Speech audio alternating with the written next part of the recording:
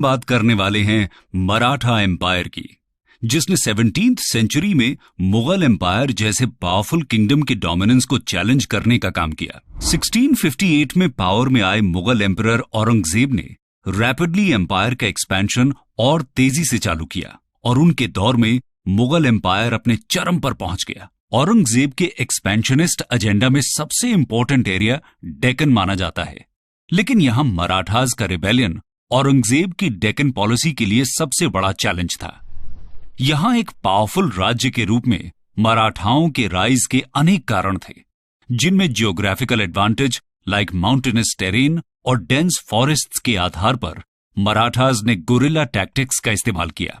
इसके अलावा डेक्कन सल्तनत का कमजोर होना, औरंगजेब की एंटी हिंदू पॉलिसीज और कुछ हद तक भक्ति मूवमेंट और मराठा सेंट्स जैसे संत तुकाराम, संत रामदास और संत एकनाथ के सोशो रिलीजियस यूनिटी के प्रयास भी इनके राइज का कारण बने।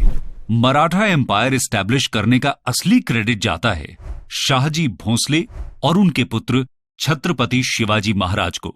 छत्रपति शिवाजी महाराज का महाराष्ट्र की यूनिटी, एम्पायर बिल्डिंग और सिटीजन वेलफेयर में जो इमेंस रोल था, उसके चलते आज भी महाराष्ट्र में उनकी ग्रेटनेस की कहानियां वहां के संगीत और फेस्टिवल्स में सुनी जा सकती हैं। इस वीडियो में हम देखेंगे मराठा एम्पायर के एवोल्यूशन को और बात करेंगे कि कैसे छत्रपति शिवाजी महाराज ने रेवोल्यूशनरी नेशन बिल्डिंग एक्टिविटीज के साथ एक नया इतिहास रच दिया। ओरिजिन। दोस्तों, 7th सेंचुरी के बिगिनिंग में मुगल्स नॉर्दर्न डेक्कन प्लेटो तक एक्सटेंड कर चुके थे। इसी के साथ डेक्कन सल्तनत 5 सल्तनत में डिवाइडेड था।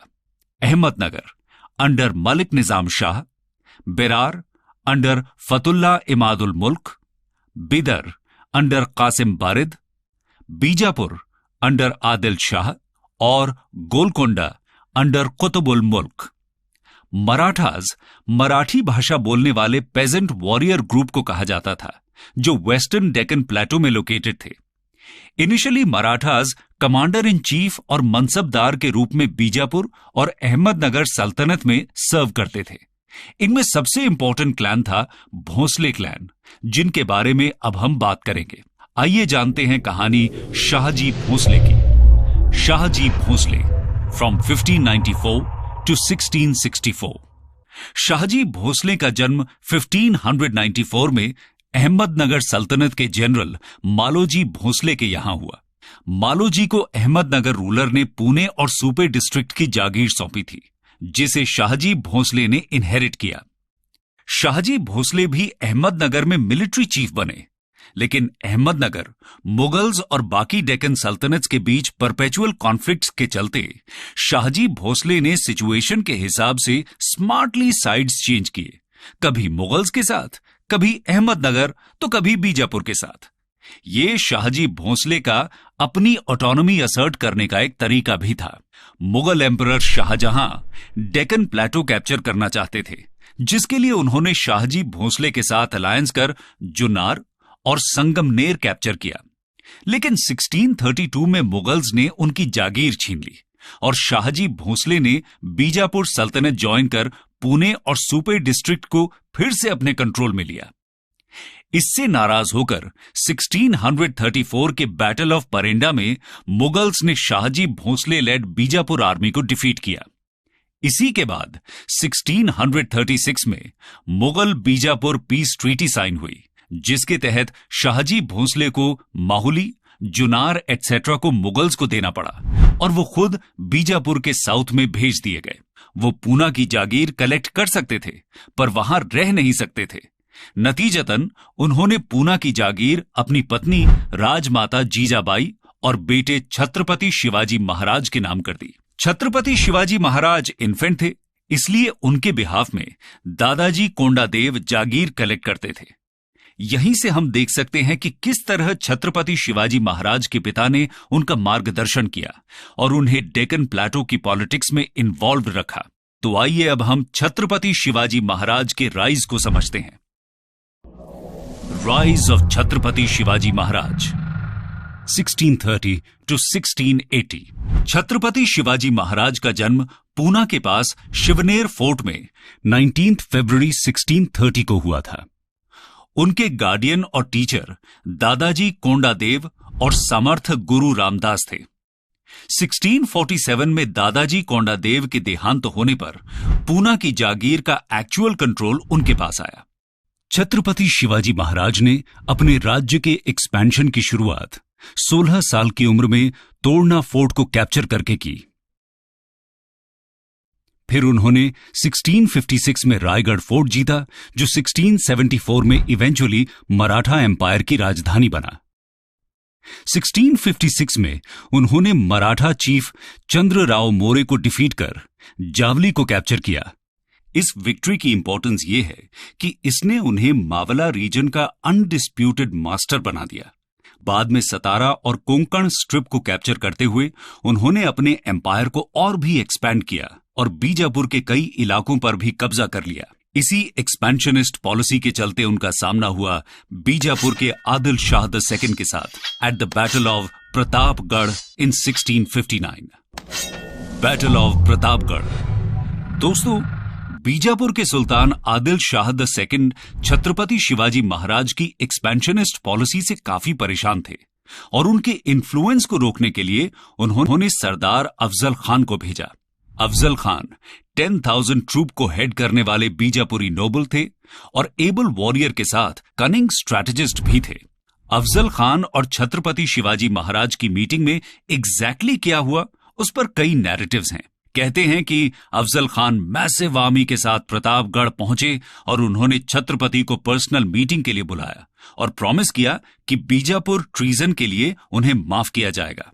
लेकिन छत्रपति कन्विंस थे कि यह एक ट्रैप था।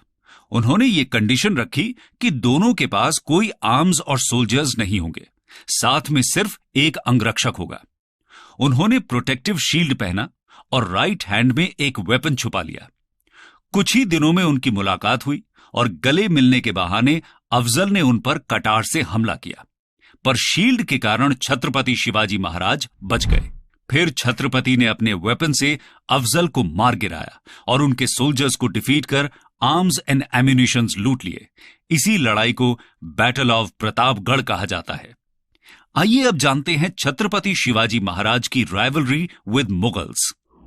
The rivalry with Mughals. Deccan में दिल्ली के रूलर्स का इंटरेस्ट काफी पहले से रहा है। इसमें सबसे इंटरेस्टिंग एग्जाम्पल था दिल्ली सल्तनत के मोहम्मद बिन तुगलक का, जिन्होंने अपनी कैपिटल डेक्कन के दौलताबाद में शिफ्ट की थी। औरंगजेब भी डेक्कन में अपना कंट्रोल बढ़ाना चाहते थे और छत्रपति शिवाजी महाराज की बढ़ती शक्ति से घबराकर उन्होंने शाइस्ता खान को डेक्कन का गवर्नर नियुक्त किया। 1660 में शाइस्ता खान ने पूना को कैप्चर कर लिया और उसे अपना हेडक्वार्टर बना दिया। मराठास के पूना एंट्री पर बैन लगा दिया गया, पर मुगल्स लोकल्स के साथ कभी अच्छे रिलेशन नहीं बना पाए। इसका फायदा छत्रपति शिवाजी महाराज ने उठाया। एक रिकॉर्ड के हिसाब से 5 अप्रैल 1663 को एक वेडिंग प्रोसेशन के लिए मुगल्स ने परमिशन दिया था, जिसमें छत्रपति और उनके 400 की ट्रूप्स डिस्गाइज्ड रूप में बाराती बनकर पूना घुस गए और शाइस्ता खान को हरा दिया। कहते हैं कि इस इवेंट में शाइस्ता खान की 3 फिंगर्स को छत्रपति शिवाजी महाराज ने कट कर दिया और ये दिन आज भी शिवतेज दिन के नाम से सेलिब्रेट किया जाता है। हार से हताश औरंगजेब ने शाइस्ता को बंगाल ट्रांसफर कर दिया। 1665 में अंबेर के राजा जयसिंह के नेतृत्व में मुगलों ने मराठाओं पर फिर अटैक किया और पुरंदर फोर्ट कैप्चर कर लिया। यहां ट्रीटी ऑफ पुरंदर साइन किया गया, जिसके तहत छत्रपति शिवाजी महाराज को अपने 35 में से 23 फोर्ट्स सरेंडर करने पड़े। लेकिन मुगल्स की यह विक्ट्री ज्यादा दिन चलने वाली नहीं थी। 4 साल के मिलिट्री प्रेपरेशन के बाद 1670 में छत्रपति शिवाजी महाराज ने मुगलों को फिर से डिफीट कर अपने फोर्ट्स रिकैप्चर किए और मुगल टेरिटरी सूरत को भी अटैक किया। 1674 में जाकर छत्रपति शिवाजी महाराज ने रायगढ़ फोर्ट में छत्रपति टाइटल के साथ अपना राज्य अभिषेक करवाया। इसके बाद 3 अप्रैल 1680 को ingenious state builder Chhatrapati Shivaji Maharaj की मृत्यु हो गई। लेकिन उनकी लेगेसी रही और आज भी है। आइए अब जानते हैं मराठास की एडमिनिस्ट्रेशन के बारे में। मराठा एडमिनिस्ट्रेशन। छत्रपति शिवाजी महाराज एक एबल एडमिनिस्ट्रेटर थे। राजा को असिस्ट करने के लिए काउंसिल ऑफ मिनिस्टर्स या अष्टप्रधान का निर्माण हुआ, जो डायरेक्टली राजा के प्रति रिस्पॉन्सिबल थे। अष्टप्रधान का कॉम्पोजिशन इस प्रकार था। Peshwa head of council of ministers थे, जिन्हें प्रधानमंत्री की उपाधि दी जाती थी। सारे नौबत या सेनापति मिलिट्री कमांडर थे। अमात्य अकाउंटेंट जनरल, वाकेनावीस इंटेलिजेंस, पोस्ट और हाउस होल्ड अफेयर्स, सचिव correspondence, Sumant master of ceremony, न्यायाधीश मुख्य न्यायाधीश की भूमिका निभाते थे, और पंडित राव चैरिटी और रिलीजियस एडमिनिस्ट्रेशन के इंचार्ज थे। इसके अलावा छत्रपति शिवाजी महाराज ने अपनी कैवलरी को 2 पार्ट्स में डिवाइड किया। बारगीड्स, जो छत्रपति द्वारा नियुक्त सेना थी जिन्हें स्टेट मेंटेन करती थी, और सिल्हादार्स इंडिपेंडेंट सोल्जर्स थे जिन्हें नोबल्स मेंटेन करते थे। इसके अलावा उन्होंने नेवी की भी स्थापना की और इसीलिए उन्हें father of the Indian navy भी कहा जाता है। छत्रपति का रेवेन्यू एडमिनिस्ट्रेशन मालिक अंबर से इंस्पायर्ड था, जिसमें लैंड को मेजर करने के लिए रॉड का इस्तेमाल होता था, जिसे काठी कहते थे। रेवेन्यू कलेक्शन के लिए स्पेशल ऑफिशियल्स होते थे, जिन्हें कारकुन्स कहा जाता था। चौथ और सरदेशमुखी इंपॉर्टेंट टैक्सेस थे, जो मराठा किंगडम में नहीं बल्कि नेबरिंग टेरिटरीज से कलेक्ट किया जाता था। चौथा यानी 1/4 ऑफ लैंड रेवेन्यू और सरदेशमुखी यानी additional 1/10 of the land revenue. Jadunath सरकार के अनुसार ये टैक्सेस मराठा आक्रमण से बचने के बदले में दूसरे स्टेट्स जैसे मुगलों के लिए दिए जाते थे। सक्सेसर्स ऑफ छत्रपति शिवाजी महाराज। छत्रपति शिवाजी महाराज के बाद मराठा एम्पायर सक्सेशन डिस्प्यूट्स में उलझ गया। उनके 2 पुत्र संभाजी महाराज और राजाराम के बीच सक्सेशन के लिए संघर्ष हुआ, जिसमें संभाजी महाराज विक्टोरियस हुए। लेकिन 1689 में औरंगजेब ने संभाजी महाराज की हत्या कर दी और मराठा कैपिटल रायगढ़ को कैप्चर कर लिया। औरंगजेब ने संभाजी महाराज के पुत्र शाहू महाराज को हेir डिक्लेयर कर उन्हें बंदी बना लिया। शाहू महाराज के कार्यकाल में ही पेशवाज, जो पहले मराठा एम्पायर के प्रधानमंत्री थे, वो पावरफुल बने, जिनकी बात अब हम आगे करेंगे। पेशवाज में सबसे पहला नाम है बालाजी विश्वनाथ का। 1713 में शाहू महाराज ने बालाजी विश्वनाथ को पेशवा अपॉइंट किया, जिन्होंने पेशवाज को स्ट्रांग बनाया। इन्होंने मुगल कैपिटल में अपनी आर्मी भेज सैयद ब्रदर्स की सहायता भी की थी, इसीलिए मुगल इतिहास में वो किंग मेकर्स भी कहे गए। बालाजी विश्वनाथ ने एक बार फिर से मराठास के इन्फ्लुएंस और पावर को इंक्रीज किया। इसके बाद आते हैं इनके बेटे बाजीराव द फर्स्ट पर। बाजीराव फर्स्ट 1720 to 1740 पेशवाज में सबसे पावरफुल थे, जिन्होंने 1720 में अपने पिता बालाजी विश्वनाथ को सक्सीड किया। इनके दौर में मराठा एम्पायर अपने चरम पर पहुंचा, जहां मराठास 1/3 ऑफ इंडियन सब कॉन्टिनेंट को कंट्रोल कर रहे थे। बाजीराव ने डिप्लोमैटिक स्किल्स यूज कर अपना कंट्रोल मालवा और गुजरात में भी एक्सपैंड किया। इनके दौर तक मुगल्स काफी कमजोर भी हो गए थे, इसीलिए कई मुगल टेरिटरीज पर भी इन्होंने अपना टैक्सेशन सिस्टम इंपोज किया। इसके अलावा उन्हें 1728 में निजाम ऑफ हैदराबाद को डिफीट करने का भी क्रेडिट दिया जाता है। बाजीराव फर्स्ट ने एक सिस्टम ऑफ कन्फेडरेसी इस्टेब्लिश किया, जिसके अंडर मराठा एम्पायर 5 कन्फेडरेसीज में डिवाइड हुआ। बड़ौदा में गायकवाड़, नागपुर में भोंसले, इंदौर में होलकर, ग्वालियर में सिंधियाज और पूना में पेशवाज। हर कन्फेडरेसी को एक चीफ के अंडर प्लेस किया गया, जो उन्हें ऑटोनोमसली रूल कर सकते थे। इसके बाद आते हैं बालाजी बाजीराव। बालाजी बाजीराव ने बाजीराव फर्स्ट को सक्सीड किया। इनके रूल में मराठा किंगडम पेशवाज की हुकूमत में आ गया और छत्रपति नॉमिनल हेड बने। 1752 में पेशवा और मुगलों के बीच एक अग्रीमेंट के तहत पेशवा मुगलों की इंटरनल और एक्सटर्नल थ्रेट्स में मदद करने वाले थे। नॉर्थ वेस्टर्न प्रोविंस में चौथ और आगरा अजमेर में रेवेन्यू कलेक्शन की परमिशन के बदले ये एक बड़ा अचीवमेंट था। इसी कारण से जब अहमद शाह अब्दाली ने मुगलों पर अटैक किया तो मराठास उन्हें प्रोटेक्ट करने गए थर्ड बैटल ऑफ पानीपत में।